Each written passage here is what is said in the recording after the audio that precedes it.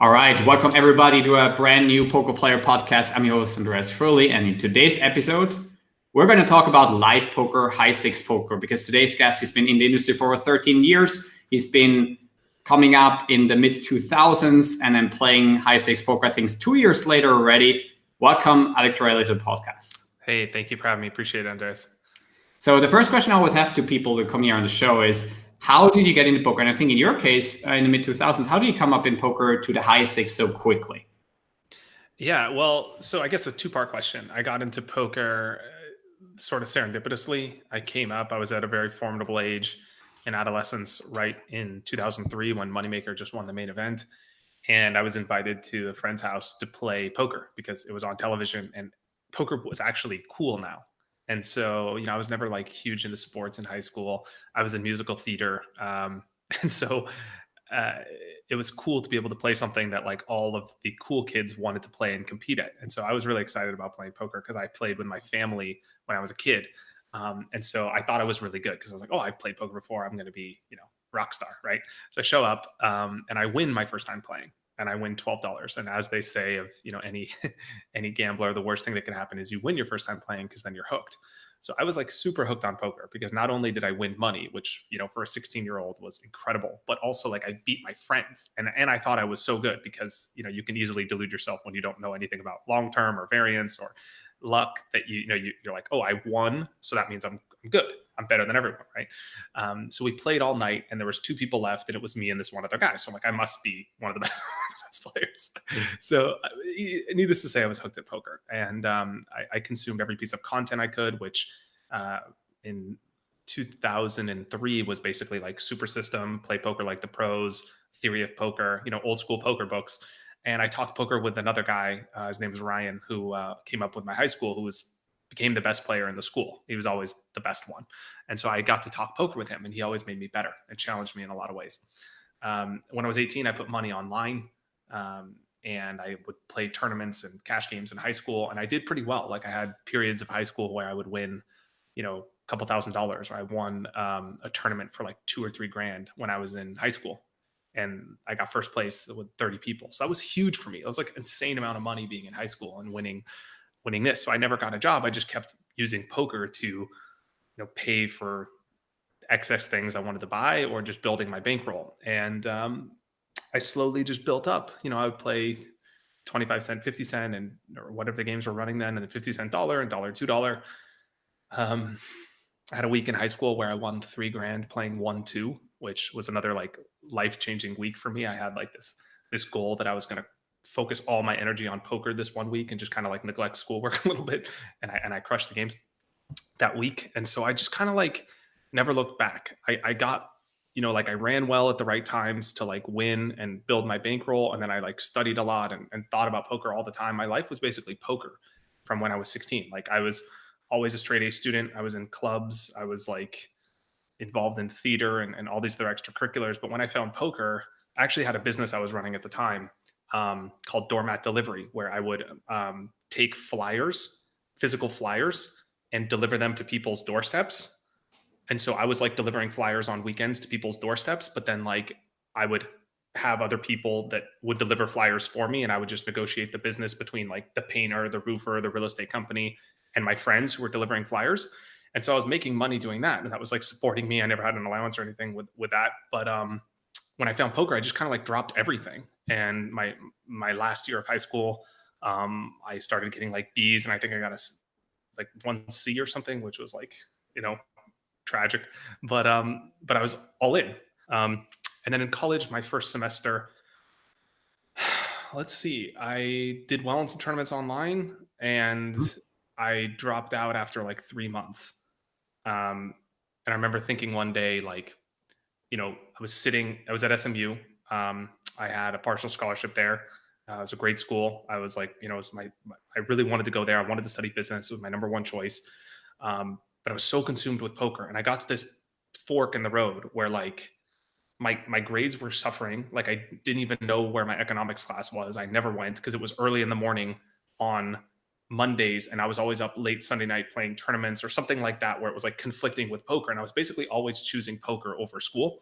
And I got to this point where I realized like I'm either going to have to, like, it's midway through the semester, and like I'm going to have to face, my grades at some point where like my parents are going to be like, why are you have all C's and like all this stuff, and I'm either going to have to drop poker for the next 3 months and go all in on school, or go all in on school. I'll go all in on poker and just drop out of school to get to where I want to be, right? Like I'm at this plateau and I can't really break through to that next level. And I remember looking around at all these other people like scurrying off to class, and they were all like stressed and like, studying and focused. And I was like sitting there at the fitness facility at SMU with a printout of the poker hands that I had played on Party Poker. And I was like highlighting different mistakes I was making and studying them. We didn't have all these programs today, and I didn't have people to talk to. So I was just like going through the hands. Sure. And I remember deciding in that moment, I was like, you know what? Like the worst thing that could happen is I'm 19 and I go back to college and I'm a year older than all these other people, right? Like they have a year on me.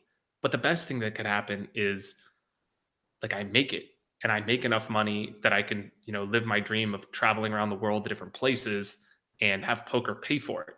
I wasn't trying to like make millions of dollars playing poker. I was just trying to like live a cool lifestyle and see the world and have poker pay for it, and maybe make a final table, win a tournament or something. And so in that moment, I decided to drop out of school. And that's when I really started to take poker a lot like more seriously, because I started to take myself more seriously. And good results happened from them. I could then go all in on poker. And, I had breaks along the way where I got like final tables. I won like 10 or 20K here and there in tournaments. And I was beating 2-4, 5-10 NL online. So I had a pretty decent bankroll. But the real break, like the first like big time I got put on the poker map was when I went to Australia and I was 19 and I played the biggest tournament in online history at the time, which was the F-Tops back on Full Tilt. And it was, the Sunday Million basically on Full Tilt, which was the biggest site at the time. And I got first for a little over $250,000. And so that immediately allowed me to play, 10-20 and 25-50. And that year in 2007, I went on to make over $1 million on Full Tilt playing high stakes cash games. And I was 18, turning 19 that year. So that was really like a huge breakout year for me. It was a combination of, getting lucky in that tournament and then leveraging that and working really hard to beat the nosebleed stakes that year. And then, I was on my way at a very young age. What I also saw is that you mentioned that after you managed that like so many other poker players, you said you got a little bit lucky in a tournament, and then you managed to obviously play a lot higher, but also you had more more things on your road that basically could have also then gone the other way. It wasn't then just the easy way up, but that you also had then periods where you lost a lot or a very high percentage of your bankroll after that, and you had to play lower again. Like, how was that experience? Like, did you because a lot of people, their scarcity mindset kicks in when that happens, and they become just super afraid of their journey. Whereas the hardest step I think people make in poker is the first steps, because you said what's the worst thing that can happen? You can be 1 year older and then go to college again, and you're just 1 year older. That's the worst thing. But then you could also make it. But then a lot of the times later, the first real big downswing that comes, that puts you back into a state where it's just a step back. Then people get scared again, and that could also turn things around. Like, how did you manage to go through that phase? Yeah.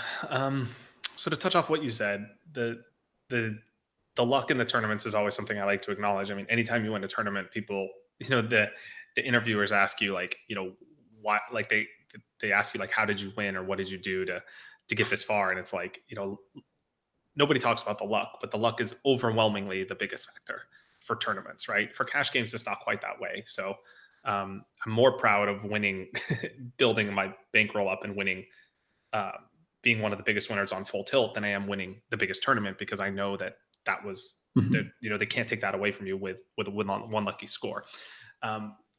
But then in those games on Full Tilt, the games that I built, a huge bankroll in over the next, like 2008, I think I did well. 2009, it was one of those years in there. I don't remember, it's so long ago, but like one of those years, the game is always evolving and people are always getting better.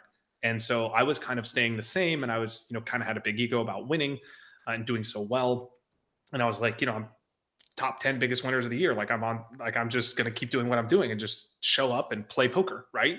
But eventually the game sort of passed me by, and then good regulars moved up and players started getting better, and I was outmatched and I was completely outclassed, and I got beat in some of those games. So on some of those same big, 200, 400 no limit games that I was playing, I got spanked and I lost a large part of my bankroll. And I learned the hard way that, you really always have to be working hard, and the game is always changing, and you always have to be ahead of the curve. And if you're not working, someone will pass you by.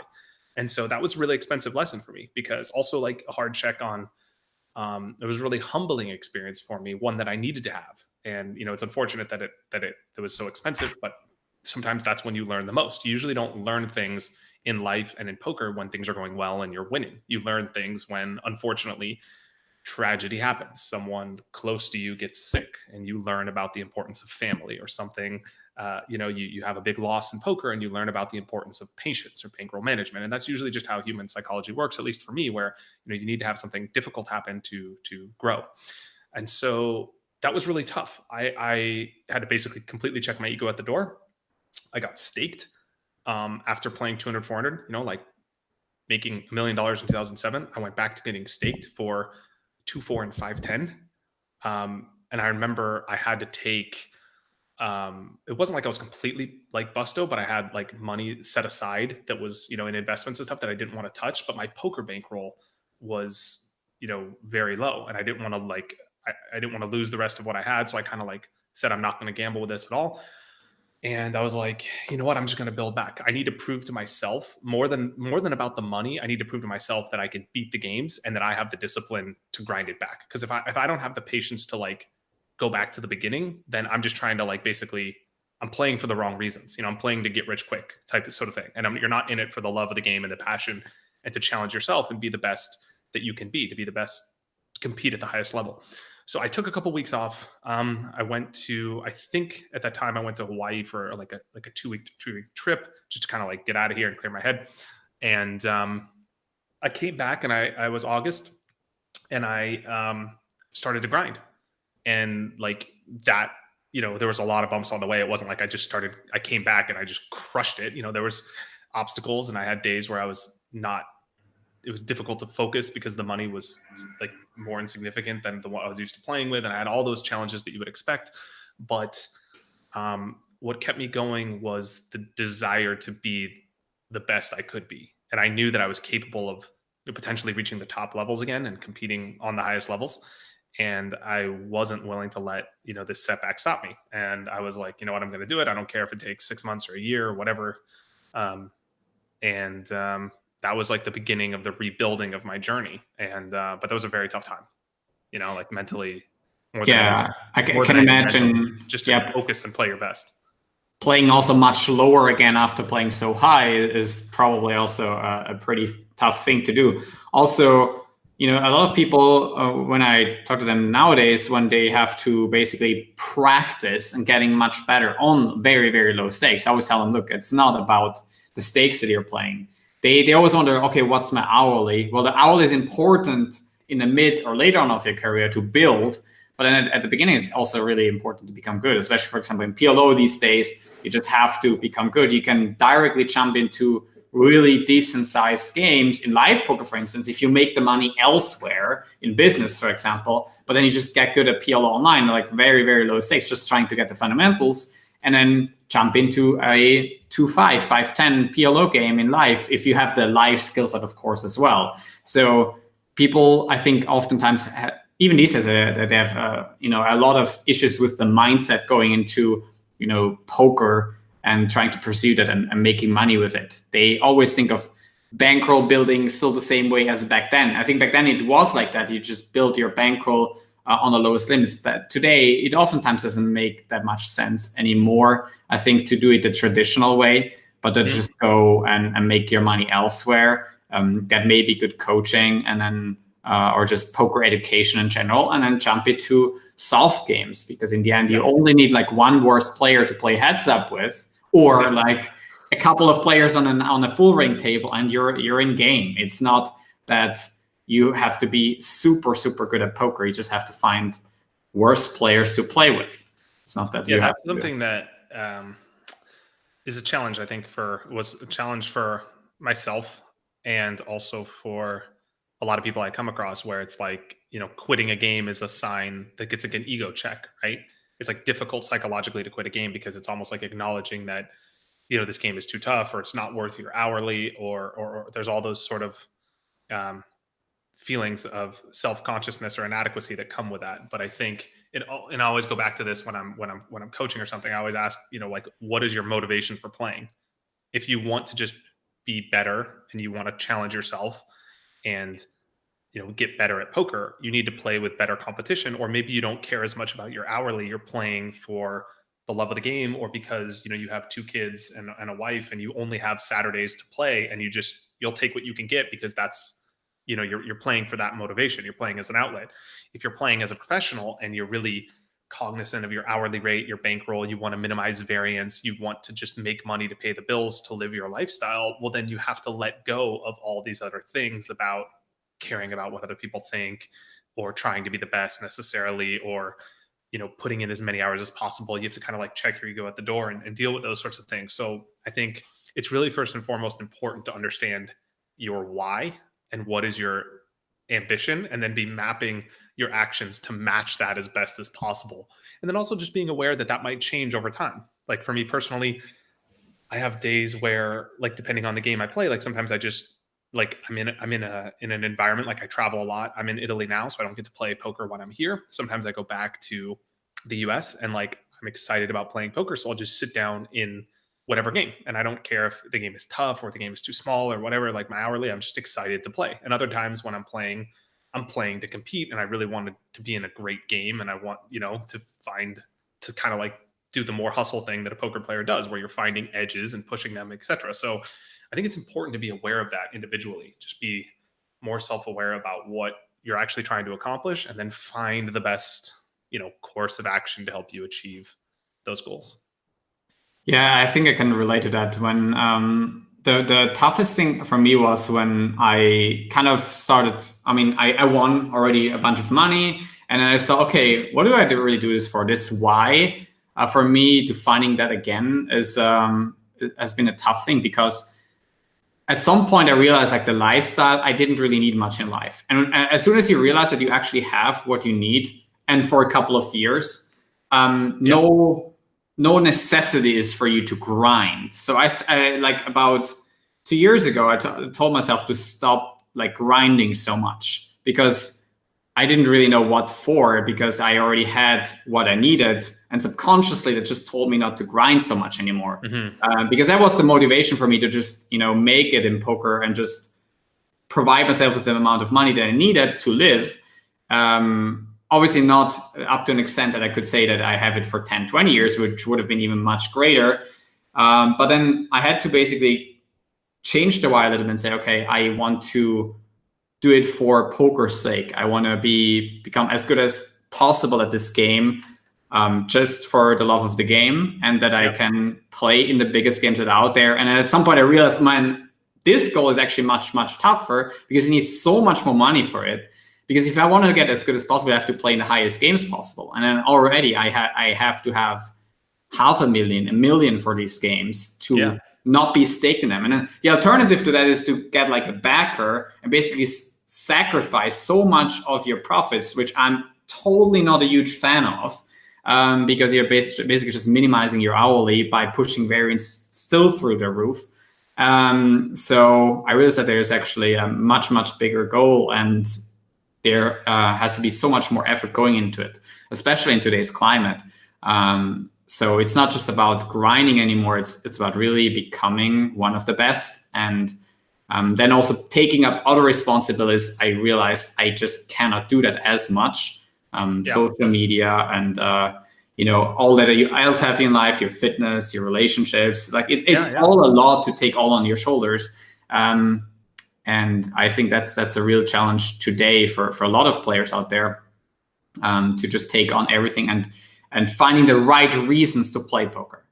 Yeah, I think you touched on it, and a lot of respect for like your own self-awareness and journey and trying to figure that out and solving that for you. So props to you for that. But like a lot of what I've I've struggled with, and I know a lot of people that I've talked to or that write to me and in social media or email struggle with is like, kind of like this underlying question, like, what am I doing it all for?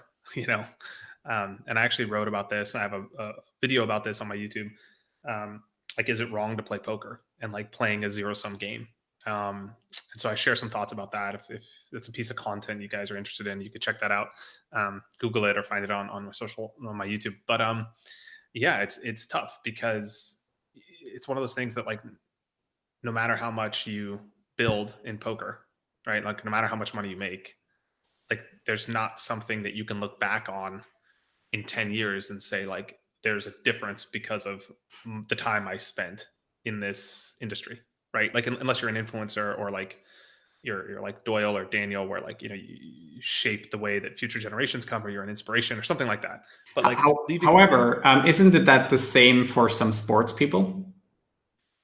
Yeah, sure, for sure. But I think the influence and the fame that comes with sports makes perhaps them feel it less, right? Because when you have the influence side of poker, like you're creating content or you're influencer, and you have people write to you and say like, you inspired me to like live my dream life, or like I look up to you, or like some nice comments that you get, then you feel like, okay, the time I'm spending in poker, is a little bit more meaningful, right? And I feel like it's easier to get that sense of meaning. And that's why I excluded some of the influencers in poker from this. But if you just are going to the casino every day and you're playing, 5-10, and like you just go there, come home and live your life and pay the bills, I feel like a lot of people struggle with that because it's like, it's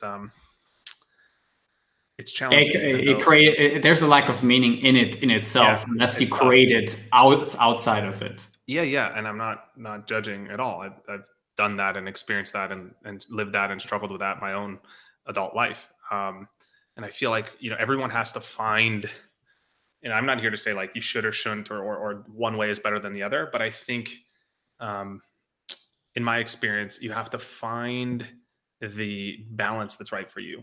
And I've always said, like, for me personally, poker is one slice of the pie. It's not the whole thing. And that is the balance that works the best for me. So when I feel like personally, I have other things that are going on in my life that I'm building or I'm working towards, or that I'm creating for me personally, what I feel like is a legacy that is outside of poker, that's what's right for me. That's when I feel the best.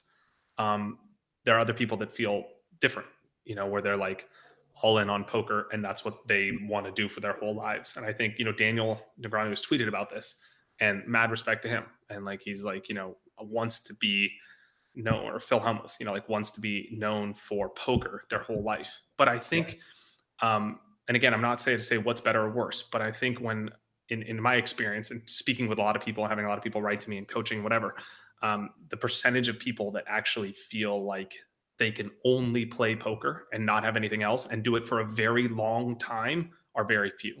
So you'll have people that are excellent players that hop into poker and dedicate copious amounts of time to becoming the best, only to leave when they're at the top of the industry. You've seen people like Nicholas Heinecker do this, one of the best players in the world and online, and Fedor and other people that are going outside of poker to do other things because I don't know their motivation, but it seems to me like when you look at some of the people that have left poker and that are leaving poker, that this could be like one of the motivations behind that. Again, I'm not speaking for any of these people I mentioned, but I'm just saying you have those people that are leaving. And so I think people could play poker for a shorter period of time and be like all in on it, but to do it exclusively for like decades and decades, I feel like would be difficult for a lot of people. I totally agree. And I think what struck me in that is the thing that you tell yourself in the end matters so much. So if you're a poker player, if you tell yourself the story that you are just grinding 5-10, or you call yourself a 2-5 or a 5-10 grinder, that's totally bad. Because if you define yourself as that and it goes wrong, or it at some point becomes meaningless to you that you do that, well, then your whole life becomes meaningless, potentially. Yeah. Especially if you don't define yourself through other things in your life.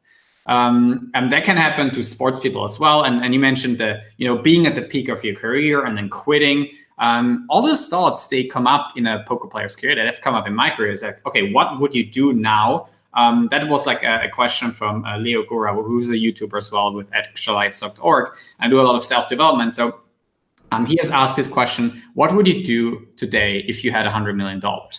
Yeah. And that's such a great often. question. Yeah, for sure. Yeah, because it just made me realize like I would actually still play poker. And that made me somehow happy with my decision, because I realized like, yeah, it's not just about the money. It's Great. It's not. And also, being born in Switzerland, I'm so privileged. Like I could have just had a job in Switzerland and just make a decent amount of money as a teacher. I have a teacher's degree, so I didn't quit school. It actually hindered my poker progress.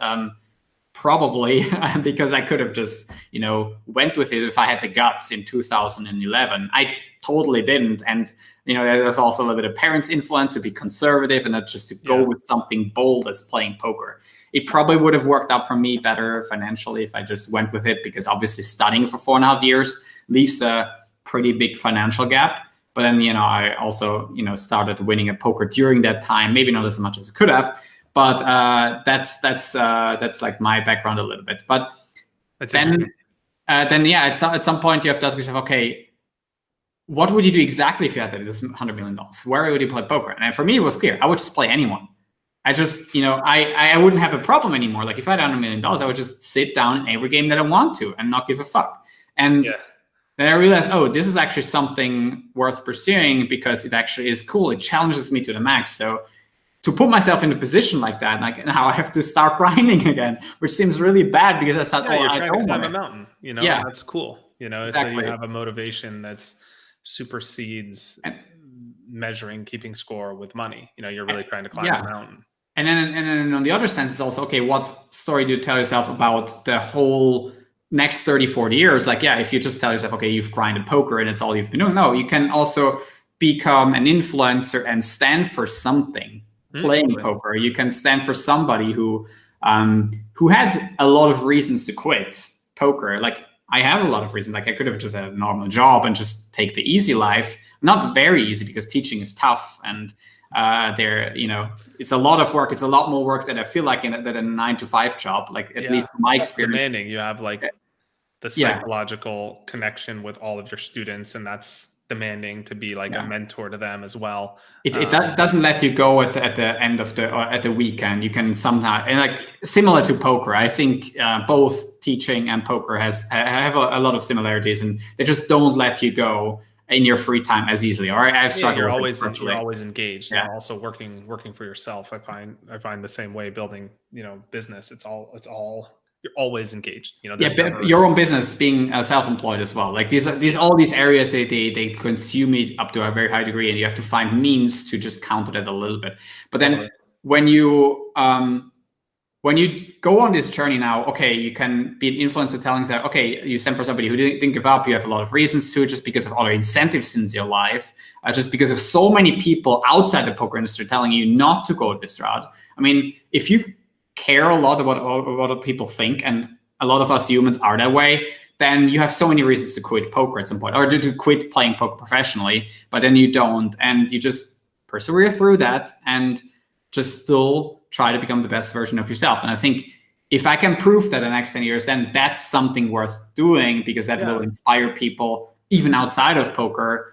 If you did something and stuck with it and just, proof that if you have enough persistence, that you can make something happen. Because I'm inspired by watching Roger Federer play tennis, and I have no desire to be a great tennis player, but it's also amazing to see someone so talented and such a champion, and then you take that and bring it to your own craft or your own art or your own job, and you channel that energy, right? So it's not zero sum in that way, and you can have that impact, obviously maybe not at that scale, right, in poker, but it's also hard to be Roger Federer, but if you have that on a small scale with anything you're doing, content creating or sharing or being an example or something like that, then I find that really inspiring too.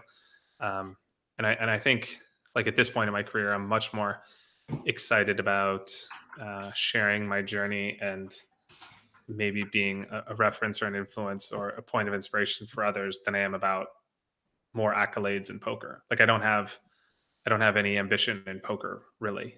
I mean, I'd like to win the main event, but like that's always like it's more like the 16-year-old inside of me that started playing poker that launched his, the last half of my life. I'm 32 now, with that dream that like, okay, that would be the one thing that I would do. So I guess every year I'll play the main, but it's not like I don't really want anything out of poker. I'm like grateful for everything it's given me. And I've put in so much time to poker that I feel like there's other things in my life that are, um, demanding some attention. I'm still playing. I still like to compete. I still like to be the best I can, but I feel like having that balance between that and then sharing my journey or sharing the lessons. Like one thing I've been trying to do more of and doing recently in the last year is giving keynotes and talks to like marketing or business conferences about, um, playing poker and the lessons I've learned that in poker that apply towards life and business as well. And that's been like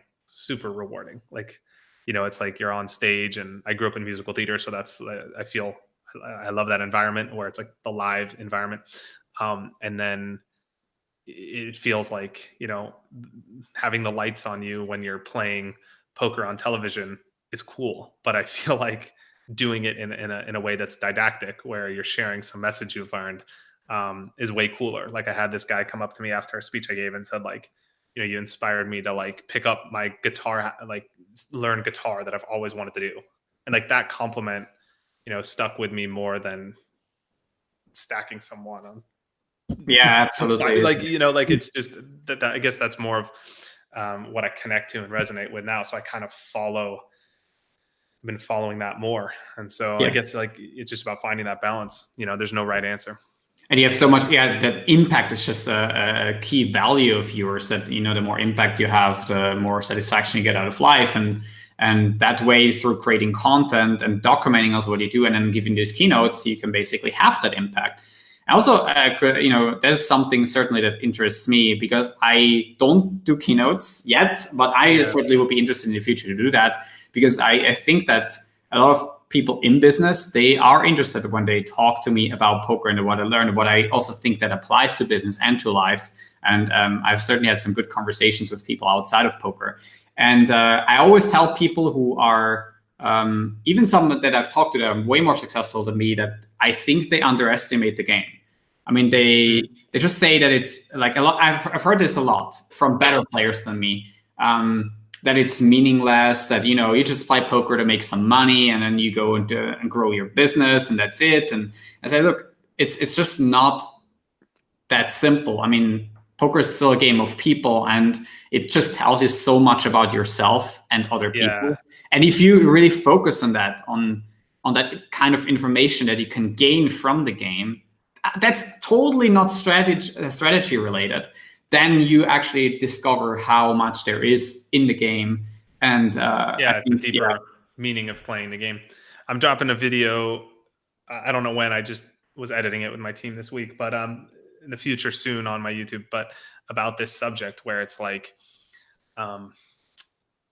if you're really challenging yourself in poker, like the game could be like a metaphor for your own self-development, right? And you can learn so much about yourself or your own weaknesses and things you want to improve through the game, through the discipline of the game. And so I found that like a lot of times when I'm playing now, it's like a challenge to be the best version of myself, to work on, my humility, to work on, my patience, to work on my gratitude, right? Just for being at the table. Like, and I talked about this in the video. It's so easy to be,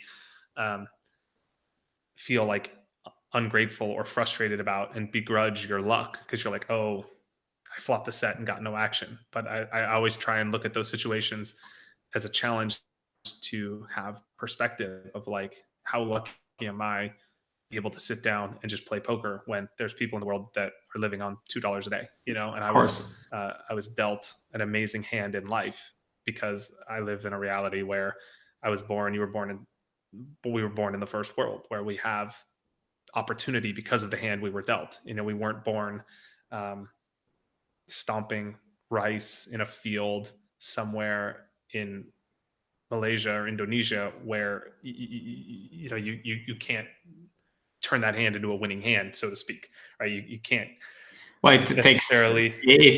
I think arguably like any hand can be taken into winning, but it takes a lot of luck. And yeah, exactly. But like the hand that we were dealt, or most people watching this, is premium, right? It's like one of the best hands that you can have, and you have all this opportunity. Whereas there's so many people in the world that were given so much less than me or anyone watching, and so just being aware of that and using poker as a way to like help better understand the role of luck in life and how it's been so bestowed upon me has made me more of a grateful person. Mhm. And so like I feel like when I go play poker now, it's almost more about the connection with that aspect of playing and growth than it is about constructing ranges and balance and frequencies and that sort of thing.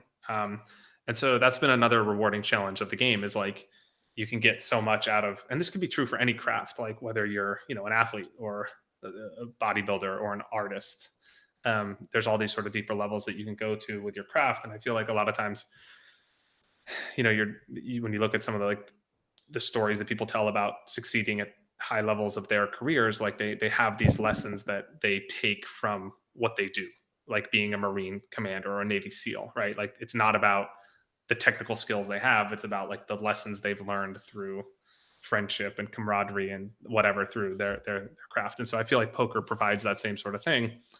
And perhaps you kind of nailed it, that people are interested in poker in the way of the the keynote world, is that we have a unique perspective. And even if people are way more successful and they don't have the perspective of a poker player, because everyone in their circle is in business.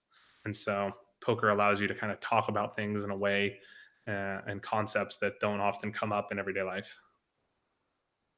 yeah, I also thought that looking at, or in general, looking or listening to successful people, or people just have accomplished a lot. I mean, for example, you mentioned Navy SEALs, and I think just listening to David Goggins and just how tough of a guy he was because of his perspective and circumstances is just insane. Like it just opens up a whole new world to you of what humans are capable of. I don't know. Have you heard of David Goggins a little bit, or? No, I've seen like a few Navy SEALs that have spoken about some of their journeys as well, but not this one particular.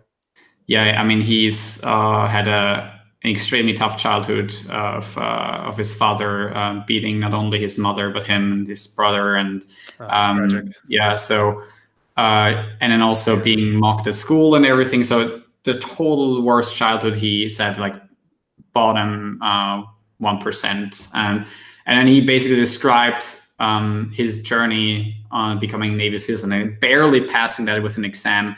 And then he ends up and tells his stories in his book Can't Hurt Me, where he just literally tapes his broken feet and keeps on going. Mm-hmm. Like he literally went on broken feet, which is, to me, it sounds like absolutely insane. But apparently, when circumstances are the right way, this human managed to overcome even that. Incredible. So, What an inspiring story. yeah, so I think that so much in life is just circumstantial on how you react, and somehow I also think that being very privileged can be a bad circumstance for you to be hungry in some way. Yeah. You see stories about people that come from hardship that are more driven than people that come from affluence, right? And like you said, it is a lot about it's. I find that life isn't so much about what happens to you; it's about how you interpret what happens to you. So if you come from hardship and you interpret that to mean this is a challenge for me and I'm going to overcome this, and this is not going to stop me, and I'm going to show myself what I'm capable of, or the world, or whatever, then that could drive you to be even more driven and motivated than someone that comes from that situation, and then their viewpoint is, I'll never make it because I'm unlucky in life. And those two people can come from the same circumstance, but then like what they're telling themselves, or how they interpret that event ends up leading to the way that they approach the world. And then the same is true for people that come from affluence, right? Like it could come from both ways. It just leads me to a topic what I think what I'm investigating recently a little bit is also in my own life, but in other people's life is how much of what you do and accomplish comes from a background of emotion and what comes from rationality and just trying to go a certain way. Do you have any strong feelings towards that in your life? How much has it come from emotion and desire to have something? And then how much comes from just, daily practice and just knowing what's good, more like your rational side of things? Maybe use an example or explain your thoughts, and then I can elaborate, because I'm a little Okay, sure. I have an idea, but I might be going the wrong. It might be no. tangential here, depending on. Sure. For me emotional is knowing the feeling of being somebody who has just completely financial freedom, who can play poker whenever he wants and just do with the money that you have from poker and have a lot of cool projects that help a lot of other people. And you don't have to think about your investments as much anymore because you can just go for it and try it out. And that's like the emotional things, like how you picture something to happen. And then the rationalist thing is, if I want to move to the higher stakes, I have to practice in Pio and Monker Solver and, go into every spot between each positions and look at the strategies and flop, turn, river, and of course pre-flop, and just practice that every day and just have that practice, but without that emotion attached to it. So how do you think that those two combine in your life? It's funny you mentioned that. I one of the talks I gave was about the relationship. It was a talk I gave for Cisco to the like decision making team, and we talked about the process of making decisions. And my talk was about intuition versus logic, and I used the hand I played as an example. And you may have seen it on YouTube. I folded a set of nines to Chad Holloway on TV on Poker Night in America, where I bet out, flopped the set, and he raised me, and I folded right away, and he had a straight.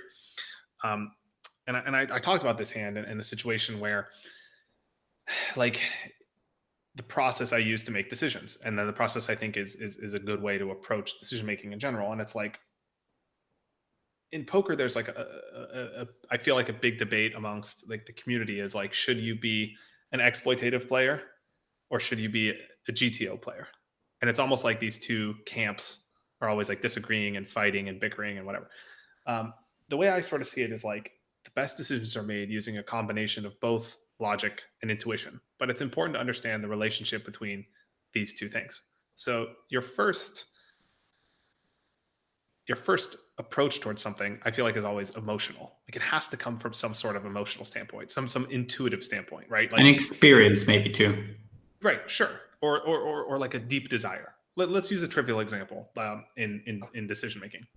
Let's say you meet someone and you're trying to determine whether or not you like them. Your first reaction is always emotional, right? It's always intuitive, whether you're aware of it or not. It's not like I could say, oh, I like you because you have that shirt and I have a similar shirt, or your headphones are cool, or like, you're not using rational logic to determine these sorts of things. It's not like, it's just a feeling, whether you can trust someone or not, or whether you like them, or whether you're attracted to them.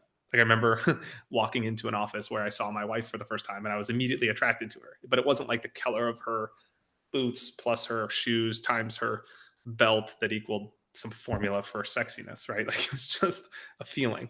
And so that's sort of like the first thing that happens with decisions in poker, and I feel like in life as well. Like, when you generally are in a big spot on the river and someone's bets, you might just get this feeling like, I think he's bluffing. And that's not something that's necessarily rational. But then it's not just like you're going to throw every sort of logic out the window before you make a decision. Like, you're not just going to be like, oh, I'm attracted to this woman, let me get married to her. Or I'm this guy's bluffing, I'm just not going to think about anything. You're also using that information to make a decision that's based on logic to some extent. But you can say to yourself, okay, the fact that I think he's bluffing will change the likelihood that he has a strong hand versus the likelihood that he has a weak hand. And so I'm going to include more bluffs in his range. So when I'm calculating my equity versus range, it's probably slightly more likely that he's bluffing based on my intuition. And therefore my chance of winning goes up. So I can make I could call with a wider range of hands. So like, you can still back up what you're saying based on math, and based on logic. So I feel like that's sort of the relationship that I focus on. And when it comes to my own life with things that like I want to do or want to accomplish, like most of the things always start from some place of some emotion, right? Like I'm compelled to share a message I have. And then so I rationally say to myself, okay, what's the best way to do that? Should I script a video out on YouTube? And then what should the title be? Maybe I should focus on SEO. And then you focus on all these rational things to back up what your passion or emotion or your purpose is in life. You know, and I sort of feel like that's sort of the way that I just approach things. But I feel like without the former of the intuition and the emotion, the latter of the rationale will just eventually like get burnt out. Like you can't just say like, you know, for the sake of trying to be a better poker player, I'm just going to study PIO all day until I'm the best. Like you have to have that initial emotion or drive or intuition or impact that you can do it. You can be the best, or you have a purpose that's really pulling you towards something. And then you can go towards the rational side and say, like, let me execute on what's the best way to do it. I mean, for me, it's a extremely interesting topic, and where you let your emotions dictate up to what extent do you let your emotions dictate on where you're going? Also, yep. in a poker hand, because as you say, there's always some intuition about some spot, and then just think about, okay, how much does that make sense now? And then you go through all the motions and try to.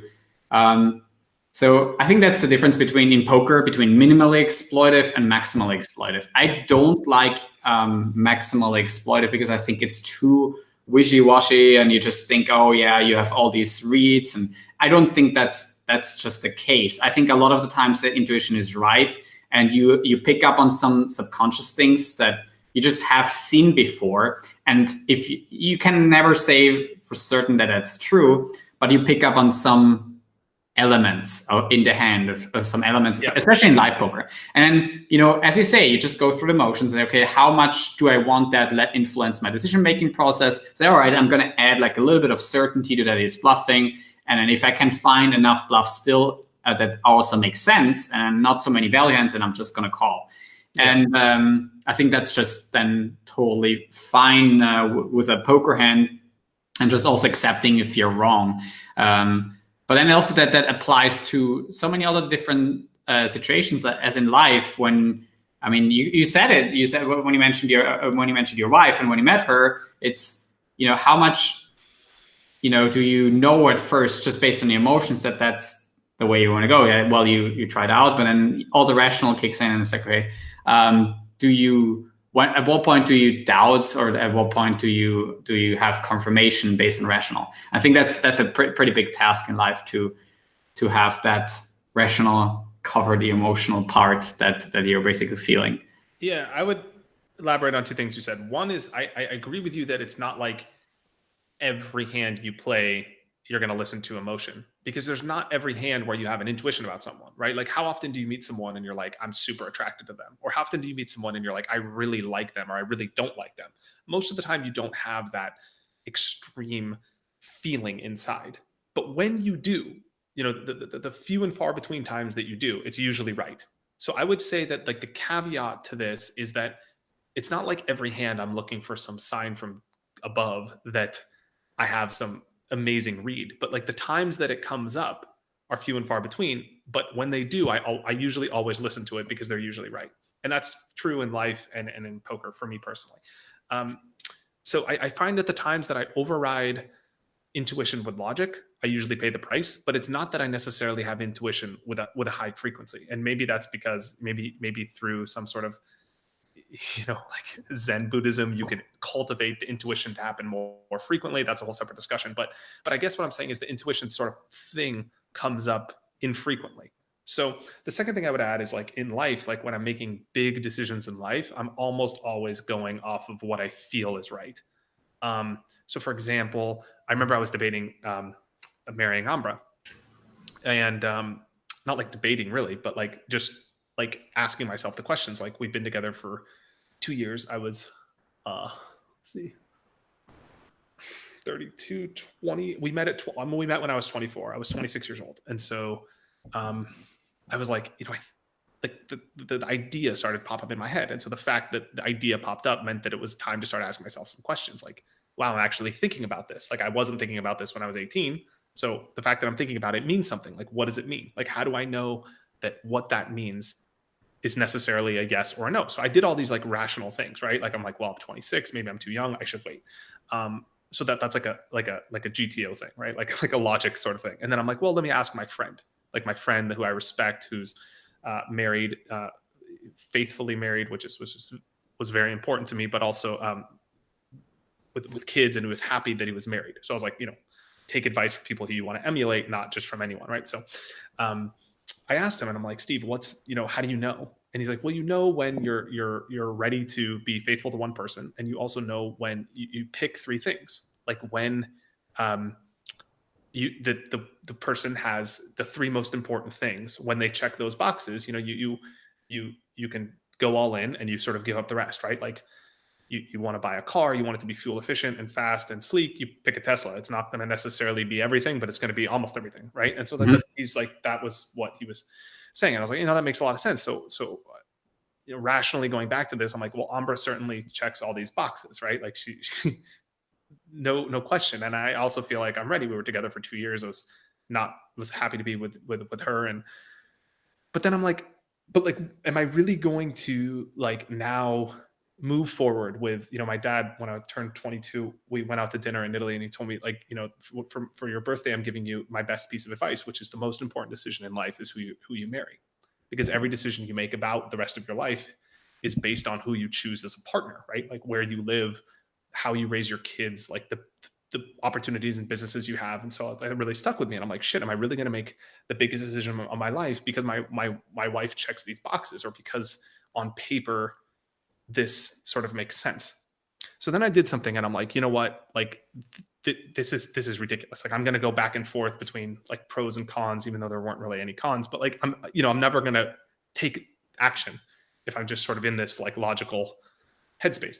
So I'm like, let me do something. It really changed my relationship with decision making. And I'm like, okay, I'm going to close my eyes and sit here. I'm going to ask myself a question. And I said, Alec, like, should you marry this woman? You have 3 seconds to decide. And I was like, it was so obvious that the answer was yes to me. And so I was like, this is the right decision. Like all the quantifying in the world isn't going to tell me what I already intuitively know about something that is, bigger than anything your rational mind could contemplate. Just like the same when you meet someone, like, can you trust this person? Is this a good relationship? Do you like this person? Or when you're looking at a new home, do you like this place? Like, it's not the color of the home. It's just the energy of that experience, right? So then I went out that day. I was in Chiang Mai, Thailand.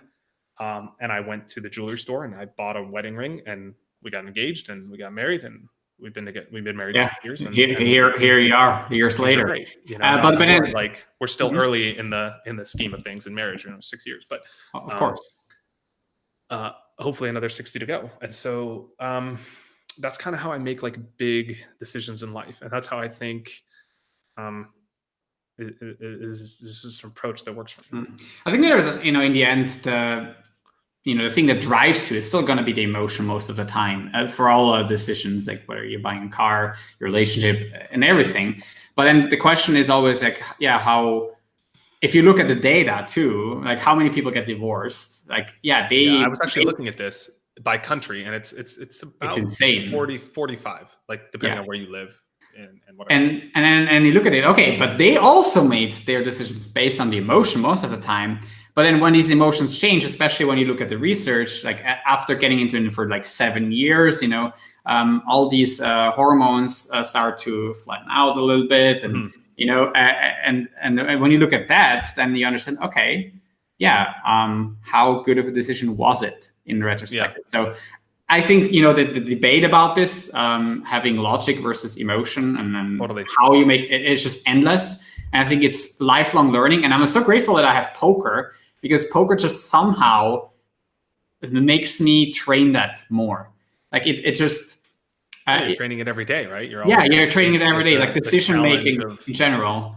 Decision-making process. Yeah, and I want to just become super good at it, because I think like naturally, we all have like these flaws, and I'm for sure I have these flaws. And so I think, okay, if I'm training this now for 10, 20 years, or whatever, how long I'm going to be in this as a professional or recreational or whatever, it's just going to help me no matter what, not just in poker. I think the EV, the future EV of playing poker is at least in the decision-making process. I'm always telling myself that because I think a lot of people, as I mentioned before in this podcast, they just completely forget about this aspect of the game. There is future EV of you playing poker.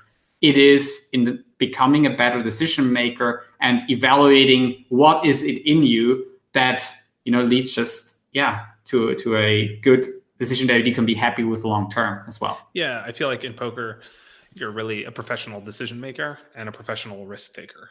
Those are like really at the core of what you are. Those are the skill sets that come away from poker that sort of transcend the game, that can help you in not just like parallel industries like stock trading or investing, but just in general, like general business or general decisions in life as well.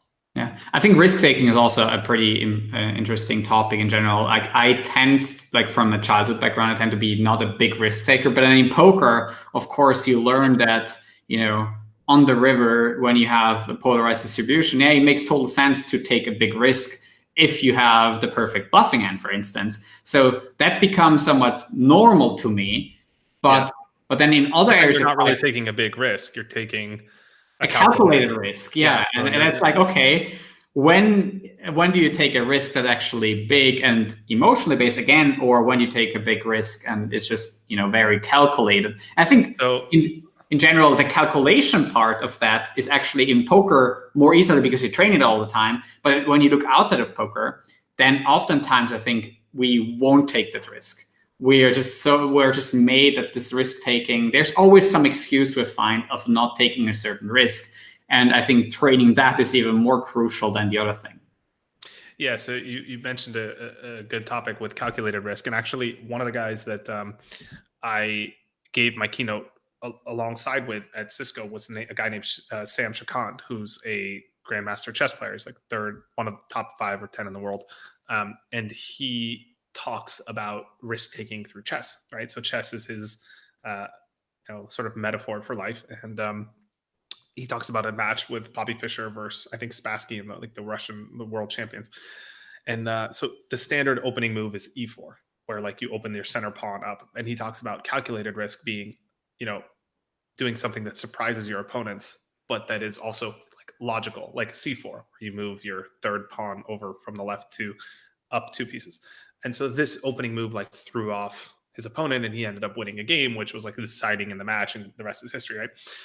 And so, but he also talks about like not doing like blunder, stupid risks like a4, like moving your right side pawn all the way up, because it's just like terrible move, right?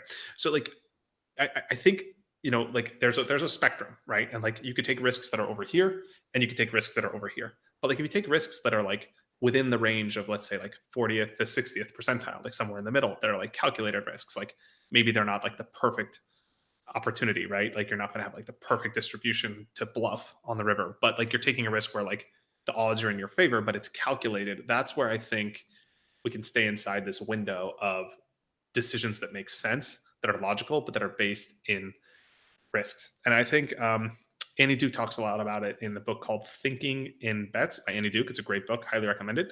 That like we're sort of taught to think in terms of black and white, like things are either binary, like they're either yes or no, or 100% or 0. But like most decisions in life have an expectation. And so, for example, like your bluff might work 65% of the time, but that's better than checking and not taking that 65% risk, right? So like you're checking, you're going to lose 100%. You're bluffing, you're going to win 65%. So like that's a better option. But like the times that it doesn't work and you lose, shouldn't necessarily deter you from taking the right play, because you're still going to win 65% in the long term. So it's important to kind of like understand that there are no like black and white things, right? So like if your business has a 90% chance of success and it fails, or your marriage has a 90% chance of success and it fails, it doesn't mean that like you made the wrong decision. It just means that you fell within that space of the I guess calling it unlucky, but the unexpected, or the smaller frequency route where you bluff and your opponent has quads. Like if he's going to fold everything with the nuts, you didn't make the wrong bluff. You just ran into the top of his range, right? You just got sort of unlucky that he was within that frequency. So I feel like when it comes to risks, that's sort of the way to approach it. And poker really teaches you that. It teaches you to think like, okay, well, I didn't make a bad risk. I just got unlucky that he had these strong sorts of hands. And in life, it's sort of the same way. Like you can't just wait for there to be like the perfect set of circumstances to execute on anything, asking a woman out on a date, right? Like you can't just wait for her to like whisper in your ear that she likes you. Like there's no risk in that, right? Like she's always giving you phone number, but like you might have to take more risk where like, I mean, there's anything you can apply this sort of thing to, right? I think results orientedness, that's like one aspect you mentioned, and the connection to binary thinking. This is really big. Like also for the transition to become a professional or having the mindset of a professional poker player, you really want to shy away from that, from being results oriented about whether your plays were working, and also avoiding this binary thinking of, either this was good or this was bad. And I think that exactly goes back to the topic before, to the emotional thinking, because the emotions will always have a binary thinking attached to that. Emotions is always one way or the other, very binary. It's either this has been good, this has been bad. If you look at the YouTube comments that are out there on all kinds of videos, this has been super terrible and this has been super good, but it's never in between. Or like this was the right play or this was the wrong play. Like when I post a hand of the day, it's like, you should never bluff here, or you should never bet here. But like even if you look at like PIO, right, you look at what like a GTO sort of approaches towards poker, like most things have frequencies, right? Like there's not necessarily a right answer. Like it's some of the time you should do this, it's some of the time you should do that. And so not thinking, getting outside of binary thinking is a challenge, because we're usually not raised that way. Like you take a test and there is a right answer, and it's either A, B, or C, and like the other answers are incorrect. They're not like fractions of wrong. They're like the wrong answer. So like 2 + 2 is not 5 or 3, it's 4. So there's not like a fraction of 5 that is correct. It's like completely binary. But in life, it's not really like that. It's more like situational or circumstantial. So having that difference between something that are facts and the emotional part where you just have some feeling of where you go. And I think that especially when we look at or let's put it that way, if you don't have an emotional opinion or something, let's say a YouTube video posted or hand you posted or that I posted, then you could remain silent. But as soon as you speak up, there's very, very few people that do speak up that actually do not have this binary thinking. This is bad and this is good. This has been correct call. This has been a wrong call. They always take a side. Whereas when you think of higher level players, the higher level players who look and say, they become so much more critical thinkers of not only their own play, but other people's play. And they say, this has probably been a low EV bluff because this and this and this. And they never say like this has been a, completely clueless bluff unless they are bringing in emotions. But then they say this is a low EV play. Or if you see somebody, for example, in PLO bluffing with the busted nut flush draw, which is often going to be a bad play, a low EV play because of blockers involved. Well, do you know that this is low EV, but it's still going to work sometimes if the opponent has exactly the right hand. And then you can really tell apart from who has a good decision-making process or can judge a poker hand the right way based on the way you phrase it. And I think, that's you always a challenge on my hand of the day show. It's like, you can't like bore people with like, I ran the numbers and 35% of the time you should bet this flop and 65% of the time it just becomes a little bit too dry, right? To get into the PIO for like an entertaining show that you want to reach the masses, like hand of the day. But then I always try and be like, well, these are the cases for betting and these are the cases for checking, to imply that like there's merit to both, and then they could kind of decide for themselves what's better. And then usually I'll give my opinion. Like if something is 70% of a bet, I'll say, I like betting here, but that doesn't necessarily mean it's binary, and so that's a challenge for talking for you as a content creator as well. Complex subjects like strategy within poker that are like situational, and then also adding in the level of like the exploitative approach where it's like, you also want to consider, if it's 70% bluff or bet, you also want to consider who your opponent is. If he's a calling station, maybe you should bluff 0%. Like you might want to turn that 70 into a 0, or not, maybe that's a little dramatic, but into a 10 or something like that. So there's all those sort of levels and variables that play into decision making, and that sort of influence these sorts of things too. And that's a challenge as a content creator. I find personally that that's fun, and it's it's a fun challenge.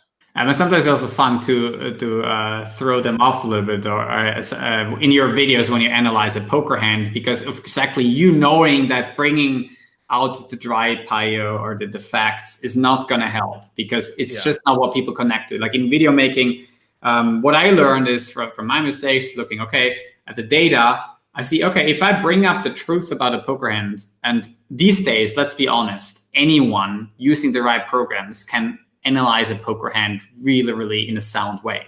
Yes.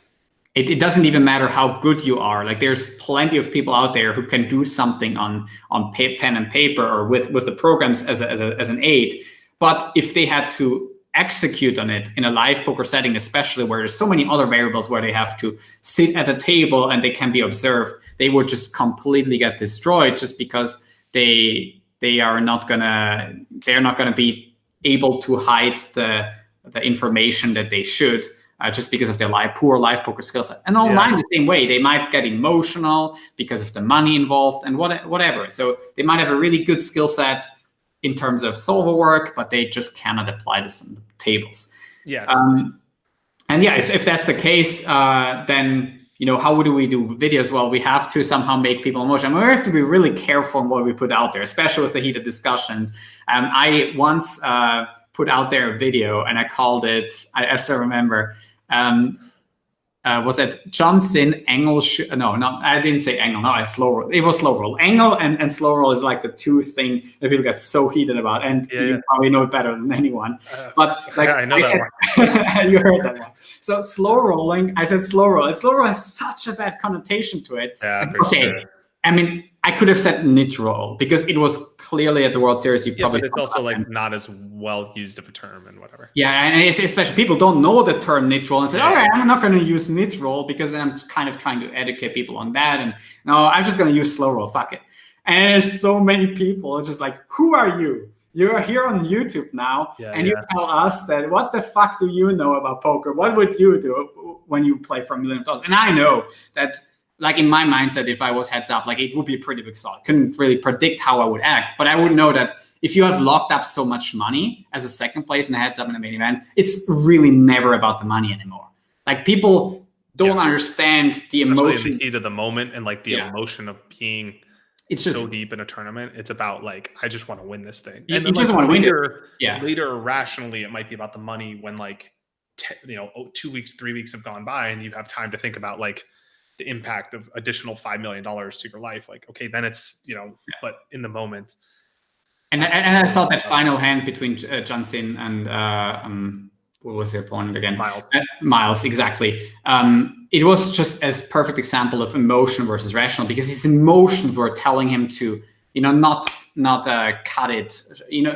Rationally, you would have known that it's a snap call. Like logically, it's a snap call. Like everybody knows that. But then his emotions just took on, like, it just was in the back of his head. Yeah, maybe he has value here. Maybe. I was also thinking he was thinking like they battled so long. Yeah.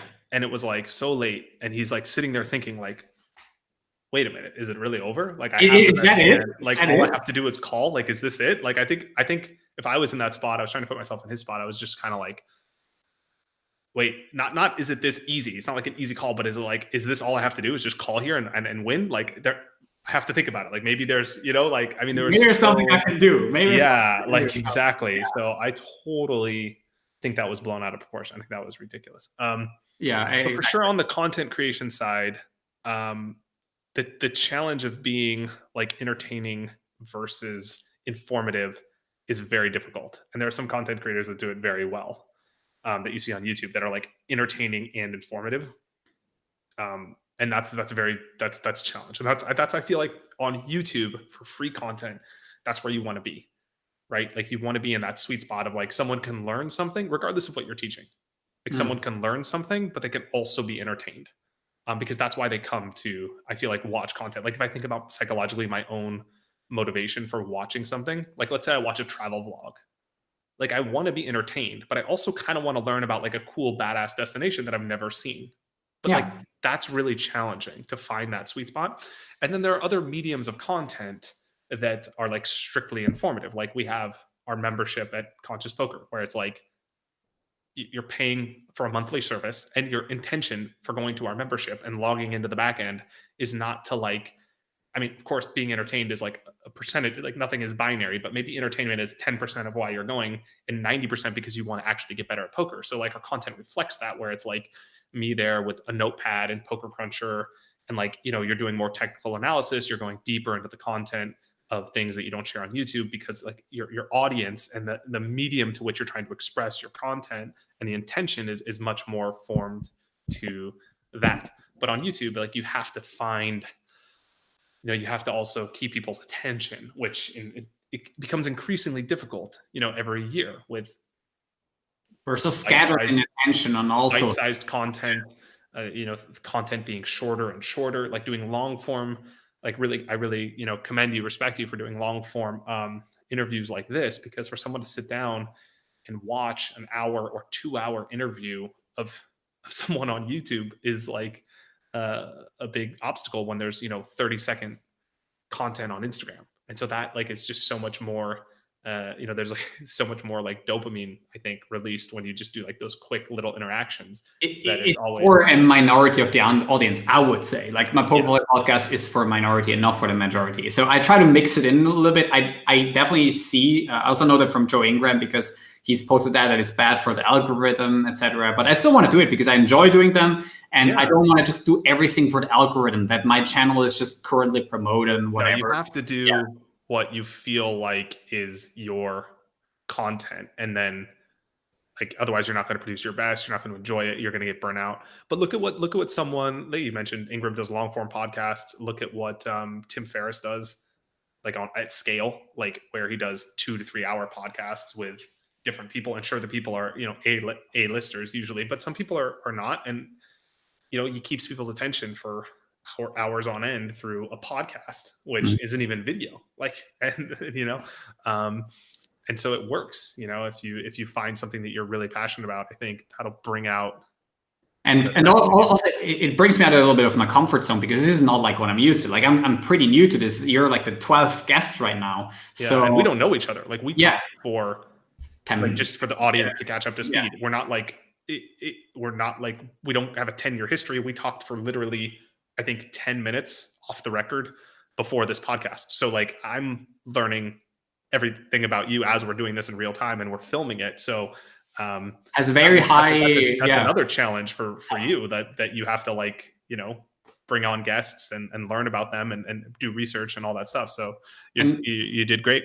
And what I try to do more and more is, and then I basically look for like role models, and a lot of people bring up Joe Rogan, and what he's doing good, a lot of people say, is he's able to ask very, very critical questions. Yeah, he's really it's truly unbelievable how good he is at asking, like, at being the perfect balance of like very intelligent but also like very accessible to everyone, right? When you hear some people speak that, and he has brilliant people on the show, like Neil deGrasse Tyson does a great job of this. He's clearly one of the most brilliant minds in our world today as a scientist, but like he also has this uncanny ability to share things in a way that is colloquial and for people to understand in common vernacular, which is very challenging for people that are like genius, you know, astrophysicists.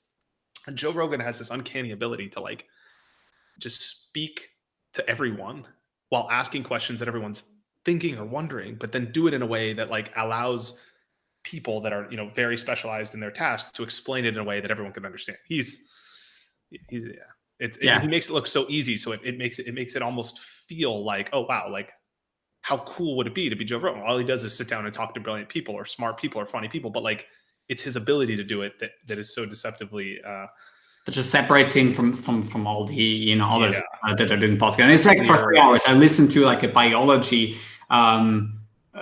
more Darwinistic podcast, I think that was just all about, how we were the last thousands of years and how we developed. And it was so interesting to me. And I just had to listen to the end, just the way he basically kept the dialogue going. And what I asked myself before. How about Elon Musk? I didn't. Well, I bought this book. I bought this book, Elon Musk book, and also listened a little bit to the podcast, I think, with Joe Rogan. But Elon Musk is tough to keep. At some point, you've seen it a little bit, in my opinion, and it's tough to keep on going. Like I'm at some point kind of disconnecting a little bit of how, also what it stands in the book, etc. But I get like a little bit the mindset. It's just out of. He's off the spectrum too, but in a good way. I mean, the world needs him. But on a personal level, there's also so many small elements that you can see, how much less importance that has to him than his project, his mission. Like he just does not give a fuck. Like it just doesn't matter the way he handles everything else. And so talk about a man that's driven by mission.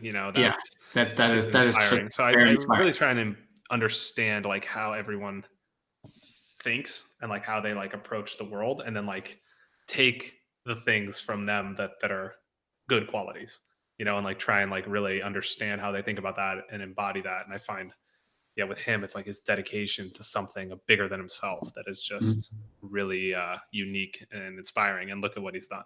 I mean, it's truly incredible.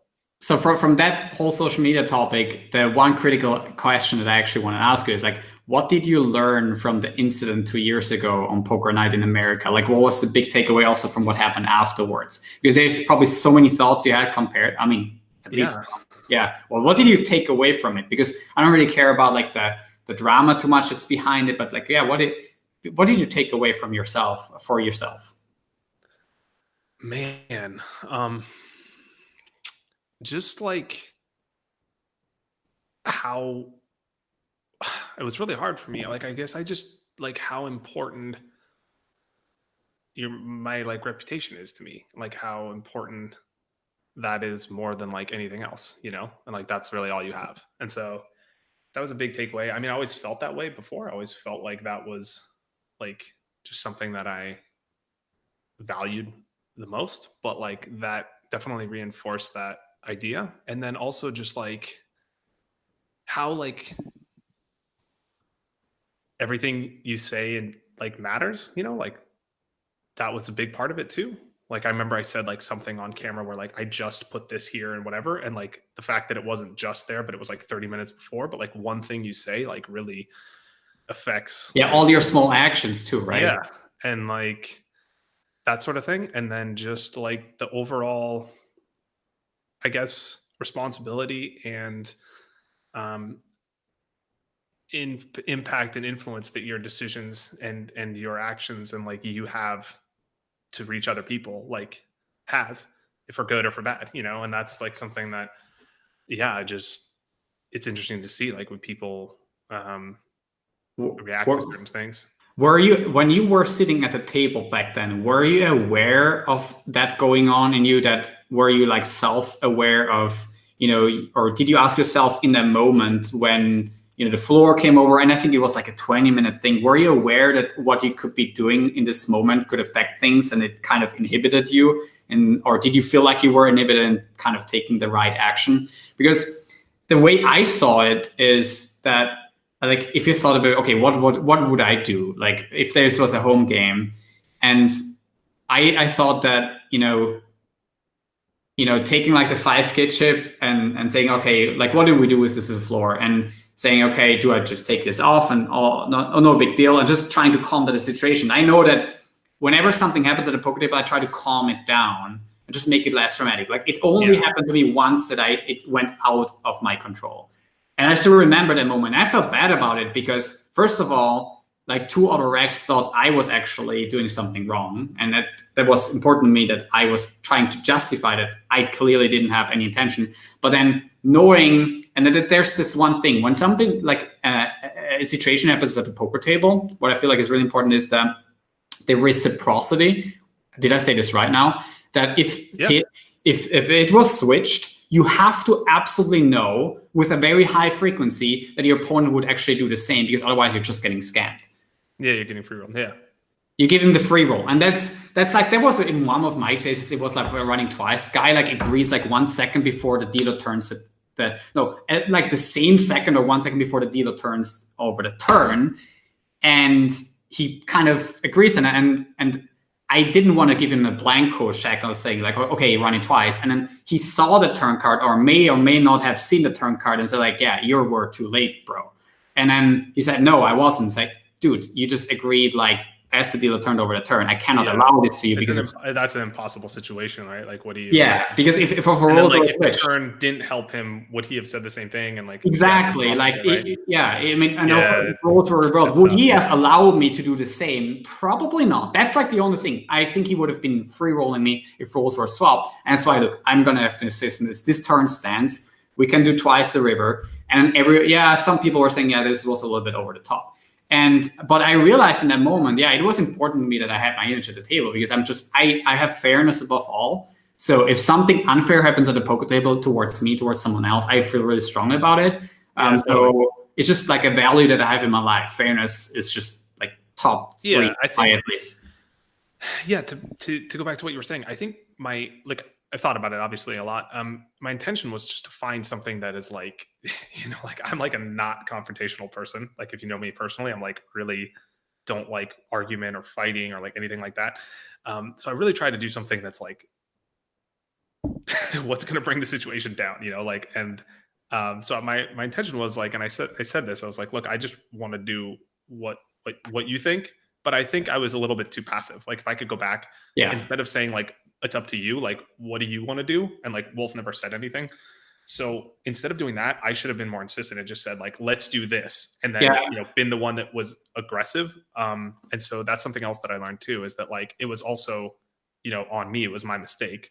So, and I like that. It was an unintentional mistake, but it was still my mistake. So I should have been like more aggressive about being like, this is what I want to do to like make it what I think is propose my opinion instead of leaving it up to someone else to propose it, especially with the implications of like the leveling war of like, if he says this, then maybe his hand strength is different than that. And like all those things are you basically were respect, but in the moment, in the pressure, I wasn't thinking about all those things. And so you basically had that was a mistake.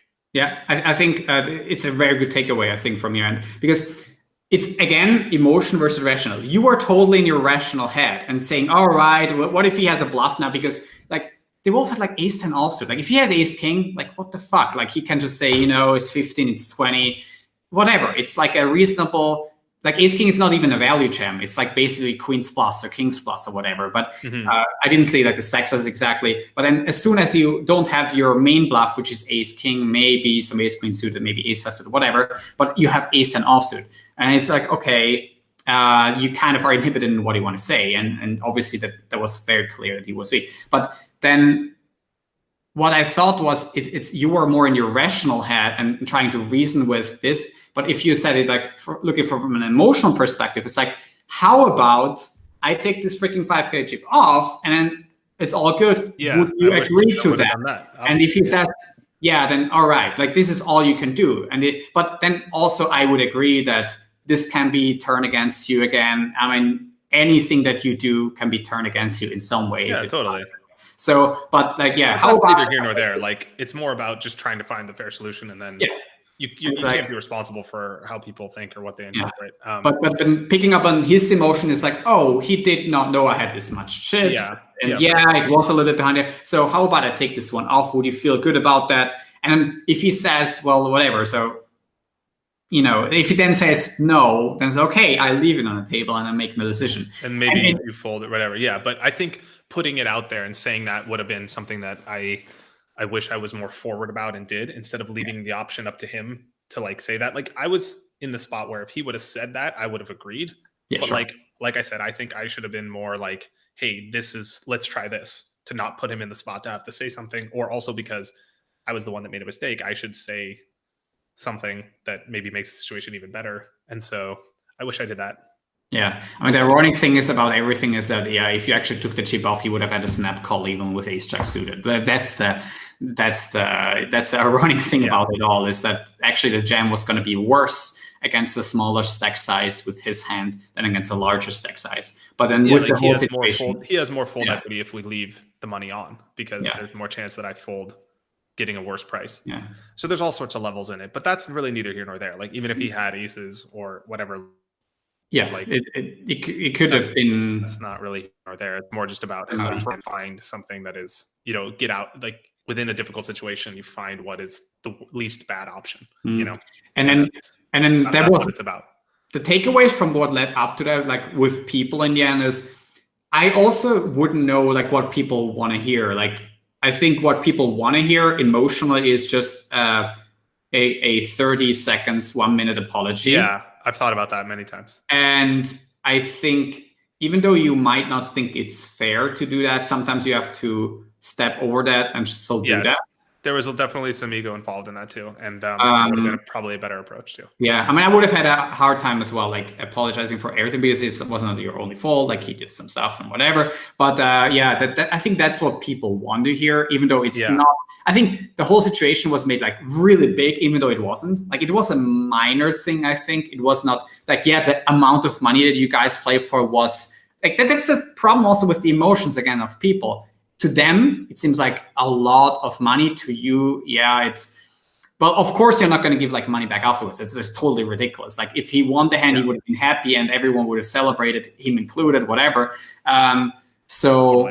But then if the emotions from people are like, oh, this is a shit ton of money, like or that other thing, like with having rebought for like $500 more, like yeah, it's like 2%. Like people do that fucking all the time, and you're not going to make a big drama of that. Even though it's wrong, it's totally wrong. It doesn't mean that you have to make an elephant out of that. It's just like, yeah, you bought in for a little bit more, and if somebody bought in for like $20 more in a $500 buying game, nobody's going to call him out on that either. And it's the same percentage. So yeah, because of the emotions, people think it's big, it's too much, it's like, yeah, whatever. But they don't understand what is happening on the rational side, just because they're so heated up.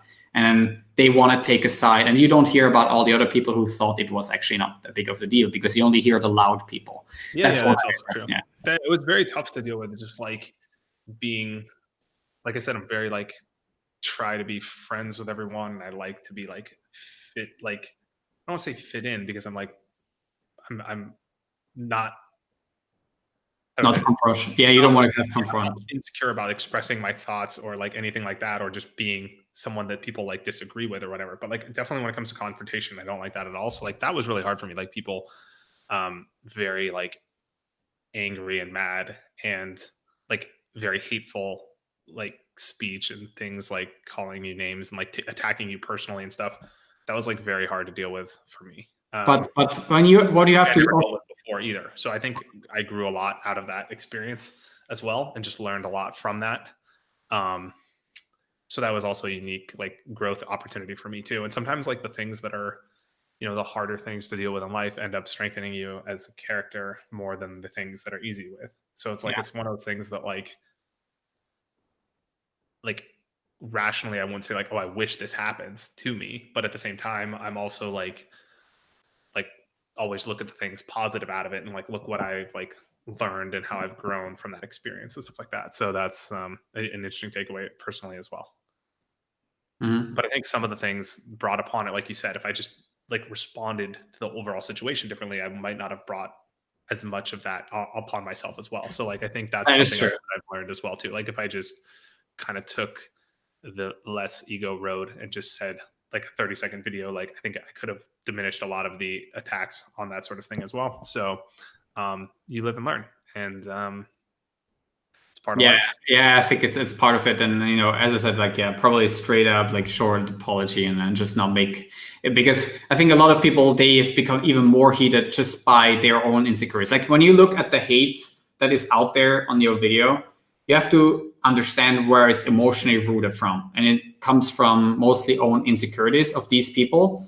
And they get triggered by certain events that came also a little bit from you, from, for example, your reaction videos. Like, for example, that reaction video where it said, yeah, you had the read on that on the Wolf that he was kind of weak, and said like people were kind of provoked by that. And it comes then from their own insecurities that they create these really hateful 5-10 liners as a comment on your YouTube channel. Whereas if that might have not happened as a reaction of yours, then maybe their insecurities wouldn't have been so triggered, because you clearly have to, I think you're totally owning up to triggering those insecurities of people, because it's clearly not necessary for them to hate on you the way they do because of what happened, because of what you said.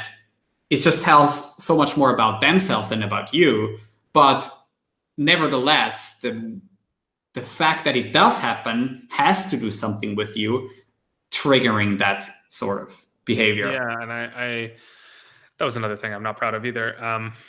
And so yeah, like I think how you react to things is big. It says a lot about the situation as well. And so like I wish I could change some things about that too. But for sure, I think a lot of like stepping away from my own personal situation, like, but just in general, like covering the topic of social media. We talked about this off camera too. Mm-hmm.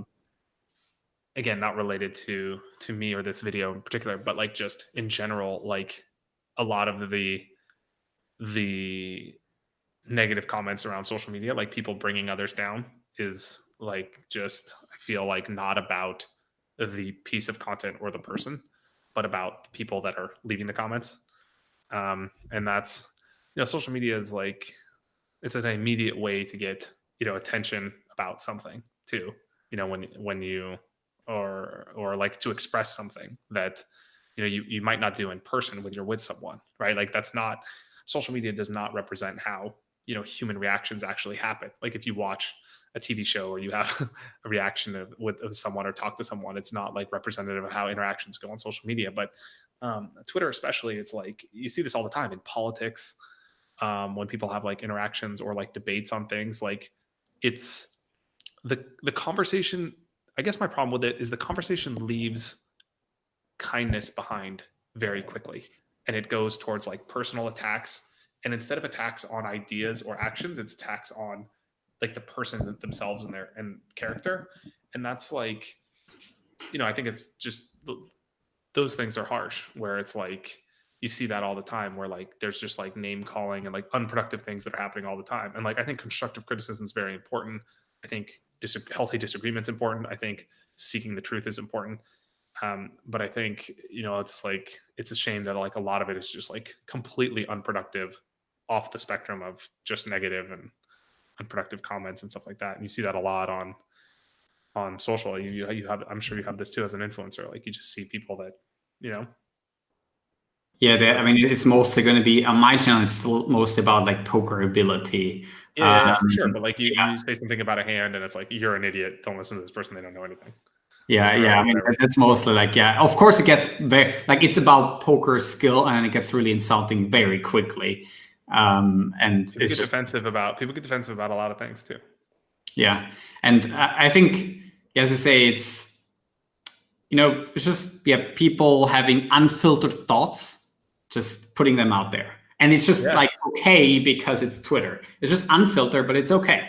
Like we all have these thoughts. And then basically reassess them, because it's like, we want to be kind and have, decent human being, and just, but then, I've also had my periods of where I just was totally unfiltered. Like I still remember having a similar tonality. Like, I just remember there was like a pretty big moment at school. Like I was like 19 or something. And one of my teachers, history teacher, she corrected my exam totally wrong. Like she at least forgot to give me points for XYZ. Like it was massive, like 15, 20%. And I detected so many things, and I was like comparing with like other exams, and I saw like, this has to be personal. This has to be personal. No fucking way. She's not trying to, she just hates me. And I then sent her like a 2-page letter explaining everything, and also had some really personal text in there. And she then told me, and I was super surprised by it, that, she was basically hurt by what I was saying. And so, sorry, I did not mean to do that. But I was really, I was like, I was so young. And it's like, okay, this has to be a personal attack. But then it just wasn't. It just was a mistake. And it was her mistake. And that's it. That's something that separating, at least for me, go back to my experience, separating your own ego from the experiences was a growing opportunity for me as well, where it's like, if there's a great book called The Four Agreements by Don Miguel Ruiz, and it's like one of the first agreements is like, don't take anything that happens in life personally. And that's like something that's like so simple, right? Like someone doesn't respond to your message, or anything, like something like this incident, or um, busy at the cash register and they're like not acknowledging you, whatever. Like, don't take anything personally that happens. It's just an easy thing to like understand. It's like, oh, save 20% of the money you make, right? Like, it's something that like everybody says, but it's something that's like in practice is extremely hard to do if you're honest with yourself about how people react to things. And I don't want to speak for other people, how I personally react to things when, especially when emotions are involved, or when the stakes are high, or when you're under pressure or something like that. To not take things personally is like very, very difficult. And so that was another growth opportunity for me in this whole incident too, is just to like not take anything that happens personally. And that was challenging. Yeah, I think also whenever the stakes are high, and back then I think it was, it was kind of threatening of a bad mark, and then it was kind of getting personal because I thought the stakes were high. So because it mattered to me, still, I kind of got offended by that a lot, and basically, like I got like offended by this video that Doug made, but his video had nothing to do with me. Like, it wasn't like, I mean, whether it was or not a personal attack on me, I don't think it was, but like the fact that I took it personally ended up being a big cause of pain and mistake that I made. So that was something that I learned. Like, you asked me what I learned. In the end, I learned a lot of things, but sometimes covering them in different aspects here have all been rooms for growth. So like I said, it was kind of like one of those things that like I didn't, it's not like you ever want to experience something like that, but like at the same time, doing it was like, I grew a lot through it. So it's like, have you heard the parable of the Chinese farmer? No, haven't Okay, heard. it's like, I'm paraphrasing it badly. You can Google it, but it's basically like this Chinese farmer has a son, and the son, like the villagers come together, and then they announce that like they're going to war, and the son has to go to war in 3 days, and then everyone's like, "Oh my gosh, you're so unlucky! How bad for you? Your son has to go to war." And the Chinese farmer says, "Maybe," and then the son breaks his leg 2 days later, and then doesn't have to go to war. And then everybody comes back, and then everyone's like, "Oh my gosh, you're so lucky! Your son broke your leg," and then he doesn't have to go to war. How lucky are you? And then the Chinese farmer says, "Maybe." And then another thing happens to him, and then everybody comes back and they say all these things, and his always response is maybe. And so the point is that like, things aren't necessarily bad or good, or if you look at them within a small like time frame, or like you shorten the time window, it's easy to like isolate certain things and then or they're just both. Yeah. And so I sort of feel like that with this experience. It's like in the moment I was like, oh, this is really bad. But then now I remember thinking about that parable, I was like, oh, maybe. And then maybe there's something I can learn from this, or maybe there's a way I can become a better version of myself, or a better person, or like anything. And so now looking back, it's like, well, maybe, like I sort of had that perspective. Yeah, I mean, there's always, I think, the polar opposites. Like, I don't think it's like not either, but it's just always both. Like, there's always like the good cannot be without the bad. It's just like these opposites only exist because of one another. I mean, it also goes back to what you were saying before. It's like, how important is the story you're telling yourself, and how important is how you react to a situation versus a situation that actually just happens. So that's another takeaway too. So yeah, cool. Yeah. Just a couple of wrap-up questions. Sure. Who do you look up to in and outside the poker world?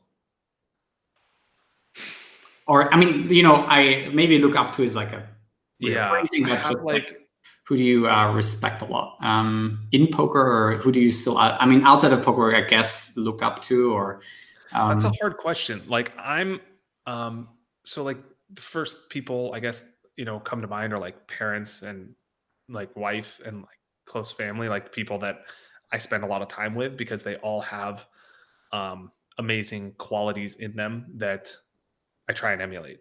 So like everybody has their own strength, right? And I can think of different people that have different individual strengths, but like some people I think of like, oh, this person I associate with fortitude and a strong character, and this person I associate with not being judgmental and being accepting, and so like there's all these sorts of different individual qualities that I see in people. And that's sort of the way that I approach this sort of subject, is like there's not necessarily one person that fits all of the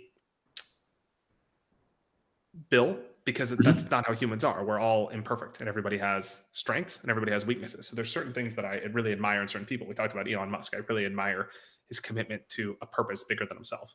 But like, that's what I see in him. Or like Roger Federer, I admire his commitment to greatness. Like, and Steve Jobs, I admire his, desire to make an impact in the world. Like, he really wanted to change the world. And like, when I read his biography by Walter Isaacson, it was an incredible book. I've watched probably 50 or 100 interviews on him.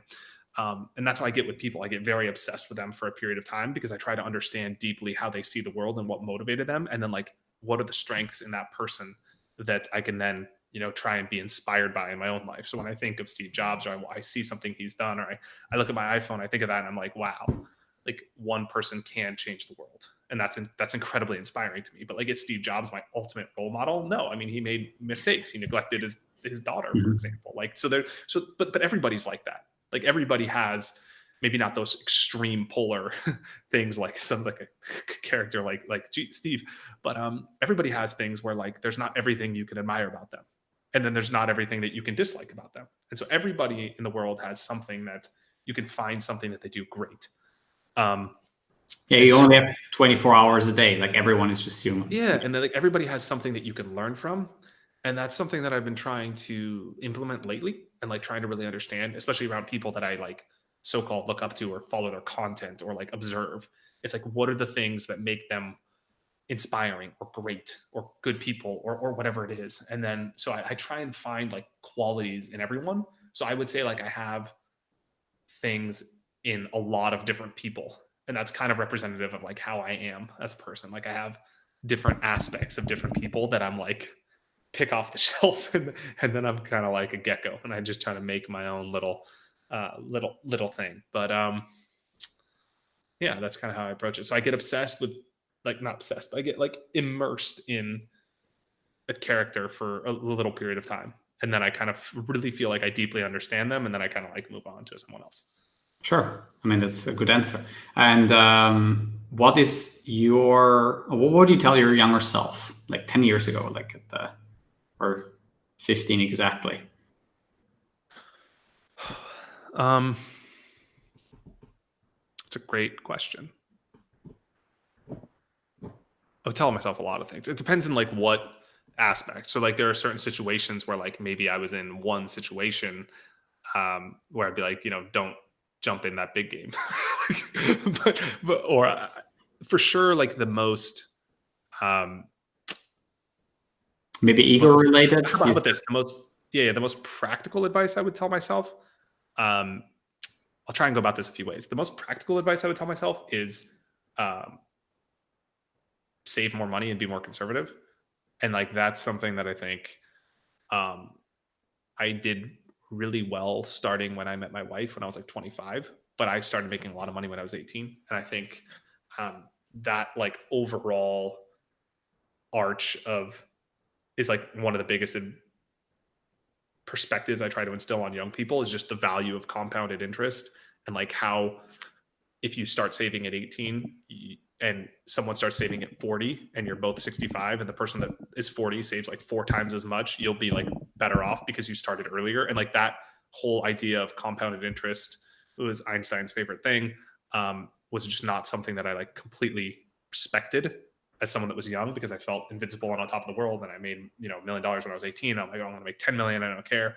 But like, if I could go back, that would be like the most practical advice I would tell myself. And not because I made a lot of money at a young age, but because no matter how much money you make at a young age, it's not about how much money you make, it's about how much money you save.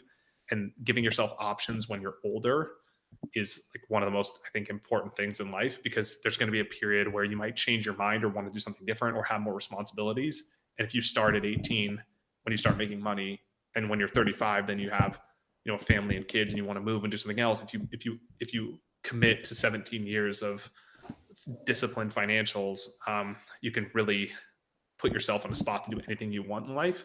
And so that's one of the biggest pieces of advice I try to impart on younger people.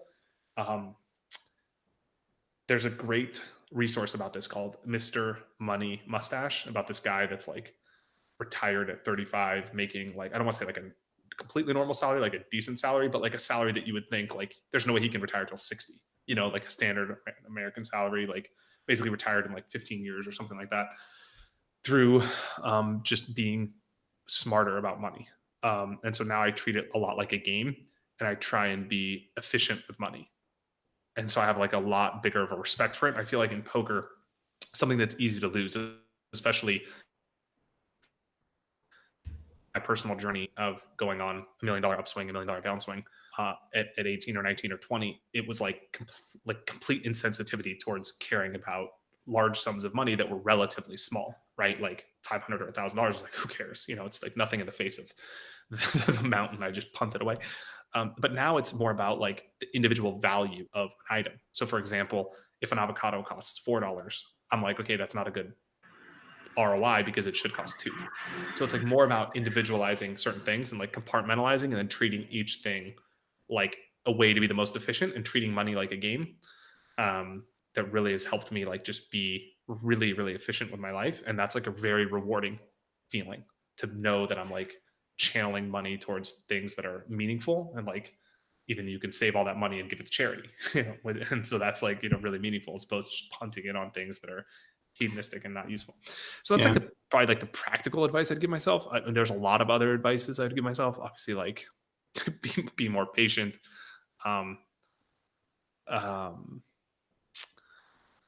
Yeah, don't take things personal, like even at a very young age. Yeah, so there's a lot of things. I try to think of something practical that other people can sort of hopefully draw from, rather than just something that's like my own personal journey. Okay, it's a good question. How about you? What would you say? Well, to just be more, I mean, to have more courage to do what you think you can do. Just believe in yourself more. I was way too, like, I don't necessarily regret going into teaching, because I still love teaching. I think it's a part of me. I would have done it regardless of studying or not, in some way. So it's always going to help me in some way. But I just didn't think that the studies were as helpful. Like some moments of it, but unfortunately very brief moments or weeks from the 4.5 years were like helpful so much that I'm glad I did it. But then a lot of the 4.5 years was a lot of wasted time as well. And somehow I wish I could have managed to use that time better for my own goals, instead of focusing on what would be nice, right? Yeah. It would be nice to be a teacher and have like a good, good profession that, helps people out there, make a decent salary. You just have this and this and this, and, everything would have been just on a nice path. But to just have the same mindset that I had like years later, a little bit earlier, and just have that's a really good answer. But I thought also about this question quite a bit, because I've asked multiple this people. Is really good. So, I really like your approach to these. Your podcast is very good. Your questions and your discussion topics are very good. Thanks. For sure. Where can people find you? Just that you can do a little bit of advertising, and just dropping a little bit into what you do on Conscious Poker. Can I go? Thank you. Okay, thank you for first of all, for the opportunity to share what I'm doing. But can I touch on one thing that I'd like to share about my younger self? Sure. I was lucky, that from a very young age, as young as I can remember, my mom really instilled in me that it's really important to just be who you are, and be unapologetic for that, and just kind of not care about what other people think. And I actually remember she told me to read this little, I still have it, not here, but my home in California, this little plaque. And it says this little phrase that I had to read every day. And it was like, I am the only unique me that will ever be. I have the power to make a difference in this world. I understand that I'm unique and no one else is like me. And that's okay to be like that. So I read this thing every day before bed. It was actually put in front of my bed. And that really gave me confidence at a young age to be like to pursue things that other people thought weren't cool. So like I dropped out of football. I remember this one day I was in football where there was like, and there was like a bunch of people on the team, and I had to leave practice early, like on a Monday, to go take a voice lesson because I was in musical theater. And this was like, I'm 14, I'm in like, Southern California playing football, and I have to like tell the coach in front of the team that I'm like leaving to go do this other thing that's like clearly not going to be received well when you're a 14-year-old guy around. Anyway, but my mom, like, this was a hand that was completely dealt to me, right? This was just like my mom instilled this in me, so I'm like extremely grateful for that. But there were times when I had that like sort of courage or that sort of like fortitude to just be like completely myself. But then there were other times where like I remember distinctly that like I knew something was something that I wanted or I felt like was an expression of who I was or how I wanted to be as a person, but that I didn't have the courage to act on it. Like, for example, like telling a girl, like I still remember telling a girl that you like liked her, and that just being like really direct with like a girl at like 16 and telling her that like instead of beating around the bush and saying all these things, just being like, I actually think you're a beautiful person and I'd like to spend time with you. Like just saying that to someone at a young age would have been really cool. It would have been helpful to probably all of us. Like, this is just something that I think you're just naturally good at. Yeah. And just being more like direct and honest with people, like in that sort of way in a young age, like it'd be something that I would say. Like that's the one thing I regret the most, is just like probably not regret, that's the wrong word, but just like wasn't advanced enough in my development that I would tell myself to just be more like that moment where I had like that one moment that I reflect on and I'm really proud that I did that. But then I have hundreds of other moments that are counteract that I could have taken a different line, so to speak. And I wish I would have, it would have been cool to go back and like say the things I would say now, and see what happens. But the cool thing is you can always, like, I like this about the reunions. You can always just say, yeah, I mean, to get into the, like, always ask, like, especially once you get older, I think people become more honest in that sense. You can say, ask, like, yeah, what do you think back then? I like that about the reunions. Like, a lot of, we have classmates, like, what do you think of me back then, really? Like, you have some people you have fallouts with, really, you hated each other at school somehow, right? And then you said, like, yeah, what was really that bad? And then you get so surprised by that. Yeah, I mean, there wasn't a big thing. You kind of there was a little bit of rivalry, and you just were in each other's ways for different reasons, for popularity. Popularity is like big time in school, right? Like how popular you are, so important to others. Like it actually wasn't that important to me. And for me, that was always a bit of thing that I always projected a lot in my life over the last 30 years. Like I thought that, like, yeah, because I'm that way, I expected the other person to be similar. We all do that. And for that reason, I thought that it wasn't going to be as important for others and therefore behave differently. And but it was so important to them. Like it was still somewhat important, but not as much as for others. So yeah, it just behaved differently because of what you expect. You project a lot. Totally. And like I remember just like it leads to like making decisions that you weren't otherwise make. Like I remember going out and partying in nightclubs in my early 20s because I lived in Vegas and did well in poker and I could afford it. And I was like, this is what you're supposed to do. But I actually didn't really like it. But then it was like so cool to do. And like you're around these other people and like you feel good around like hanging out with these people and great people that I was hanging around too in a lot of ways. But it's just like it wasn't really me. And so like I wish I just kind of was more like all in on who I am as a person at a younger age. Whereas now I feel like I'm slowly, progressively, hopefully, you get more like that. I heard a great quote though. We'll kind of wrap this up. Is by Paul Orfilia he started Kinko's, and he says, in your 20s you care a lot about what people think, and your 40s you care a little less about what people think, and your 60s you realize they weren't thinking about you in the first place. And that was a great quote that really stuck with me. That was like, man, like so much of your actions are like, not you, I don't want to put this out on anyone, but for me, like, and I think a lot of people can probably relate to this, so much of your actions are based on like dictated by the opinion of someone else, whether it's your parents or your family or girlfriend or like just people that you don't know on social media, right? Like posting pictures to look cool, to like get likes from someone. If you just think about like the psychology behind a lot of action, it's like so much of it is based on that idea of having an opinion from someone else. And like the least that I could do that in my younger life would have been probably the best advice I could have given myself from a personal development standpoint. So also made there's so many articles on that as well. Also this inner mammoth, I think, on Wait But Why or something. I read some article there. It's really good. It explains you how much more often you think that other people are actually thinking something about you, but they don't. And as you said, with they're the same thinking about themselves, right? Or they're thinking about their own mostly problems or whatever, right? Yeah, it's really funny. So where can people find you? It depends on what you're looking for. So I'm very active on like all social medias. I guess the best place to follow me probably is Instagram, because I have like a little mini blog where I share like thoughts or things I learn. I share poker content too, like things I learned in poker, poker advice or strategy or hand reviews and stuff like that through Instagram. I'm at Alec Torelli everywhere, so you can follow me on Twitter or Facebook.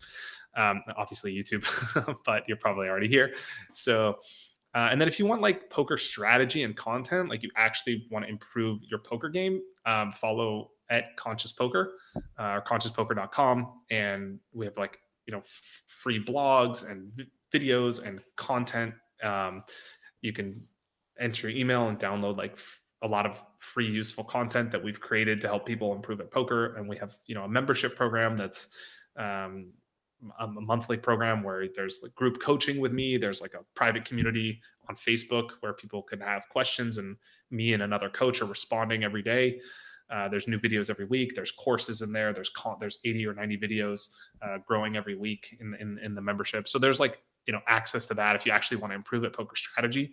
So it really depends on what you're after. But, if you're watching this and you enjoyed this, or if you didn't enjoy it, whatever, if you want to say hi, come say, hey, at Alec Torelli on social. Just send me a message. I read all my messages. I read all my email. I'm very active on social. So I'd love to hear from you. And thanks for your attention. Yeah, thanks a lot to you, Alec, for being here on the podcast. It's been a pleasure. Yeah, and if you listen to this podcast afterwards, it will be on iTunes as well. Don't forget also to leave I'm talking to you guys out there to leave a review of it. Give me some 5 stars on iTunes, because that definitely would give them 5 stars. This is cool. Yeah, that would be awesome. And also don't forget to like here on YouTube, subscribe, and let other people know if you enjoy this content, and send some links out there and promote this Poker Player podcast. And let me know, guys, what you thought of it. And let me know who you would like to see next. Yeah, how about also what you would tell your younger self 10 years below? Maybe leave that in a comment. That would be a good call to action. Yeah, for sure. Exactly. I'd love to hear what people say about themselves too, because I'll learn something too.